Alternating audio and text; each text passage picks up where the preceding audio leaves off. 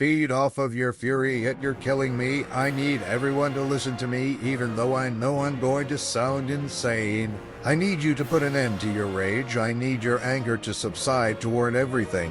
I need you to quit overreacting angrily to anything that annoys you. To calm down and to think clearly, you guys need to quit detesting one another. I want you to quit being afraid, hateful, and unliving. We are unable to stop you. And you are killing us, you see.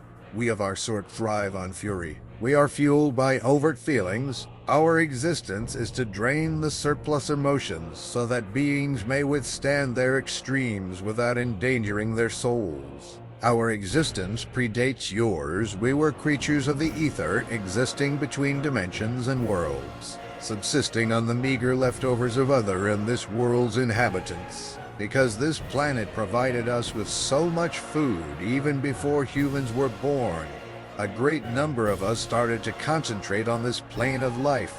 On the other hand, you are an abundance of flavors that we have never encountered before. The excess of the people who came before you was quite basic. Let me clarify. A creature's feelings are correspondingly more primitive as its cognition becomes. Only primates and other creatures with greater brains may be considered excessive enough to catch our attention. For us, mammals were the beginning on our planet since, up until they developed emotions and ideas, a creature's primary motivation was to live and breed. There's hardly much to bite into there. Mammals followed. They experienced envy. They were enraged. They were happy. We tasted anything for the first time in this realm. It was little but really tasty. A few of us chose to stay and observe the direction of things after seeing the possibilities. After then, primates changed. Oh, the delicious feasts we enjoyed. They were so full of hate toward other groups of their kind that we couldn't resist indulging in the plentiful fruits of their fury. They never stopped changing. And as you made more and more evolutionary strides, more and more of my species arrived to enjoy the excess of pleasures your planet had to offer. We ate and watched, and we grew to adore what you had to give. Anger, grief, suffering, pleasure, terror, love. There was so much to eat, so many novel treats we had never tasted before. I'm not sure whether my species is still around, but I think we're all here now since there were simply too many of us here to be bothered.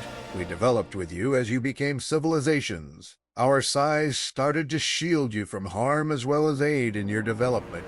We brought stability and safety to your planet. We shielded you from the sun's heat by using our dense essence. We wished for your world to be spared from the fate of the Red Planet. We have nurtured and safeguarded this amazing food supply. Did you know that when your kid was little, the Red Planet you named Mars looked a lot like yours? Yes, exactly. Life existed. There were animals and there was water. But we paid little attention to the animals since they were soulless, frigid objects.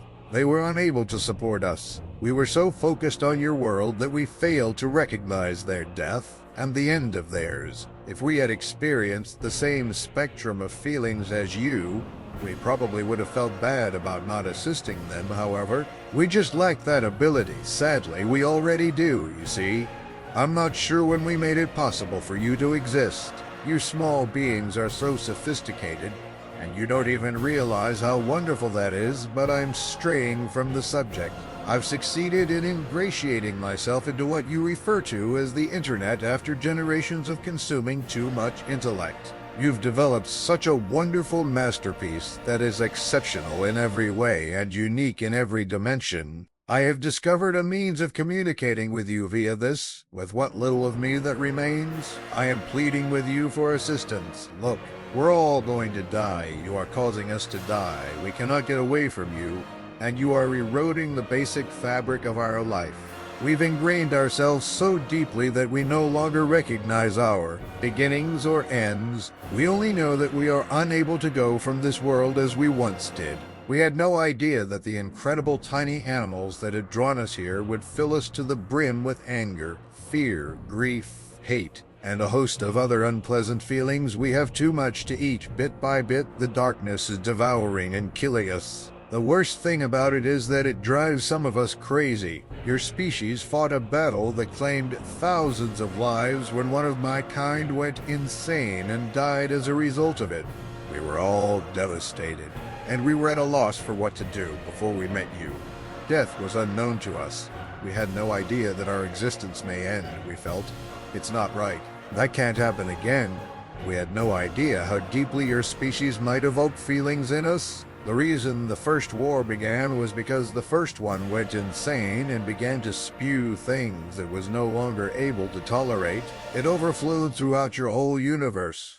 What we previously prevented from being hurled back on you increased the already existing hatred, fury, and terror your species possessed inside you. A focused centuries-long hatred, grief, and dread was too much to bear. Although your species has produced many amazing things, we have also seen some horrific things, such as heavier meals. We weren't made to be able to endure the horrors your brains can imagine, in my opinion. We consumed that excess on your behalf when you go asleep furious and unable to think of anything else, just to awaken with the ability to think and process rationally once again.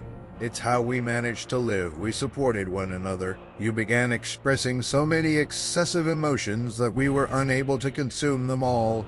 Even with our best attempts, we attempt to assist your species, but the harm you inflict against one another is so great that we are on the verge of extinction. We are poisoned by too much food and choking on the biggest meals.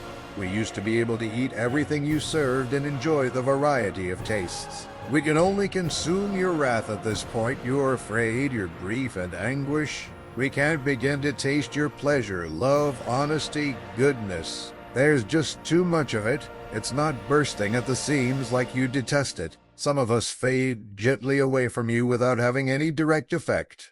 Every 1,000 years, the number of us who can shield you from the sun decreases as your world warms. Those of us who choose not to go insane and give back part of our life to you, nevertheless, pass away, fading away and removing our shield from you. Please assist us. We must begin exercising self-control, regulate your wrath, make an effort to be more kind and joyful once again. Look for the wonderful things in the world and concentrate on them. You have the power to rescue us, and in doing so, you will save yourself. When this planet ends, I know that some of you already have plans to just go to another one, but the vast majority of you are unable to or would not even choose to do so. We are all dying.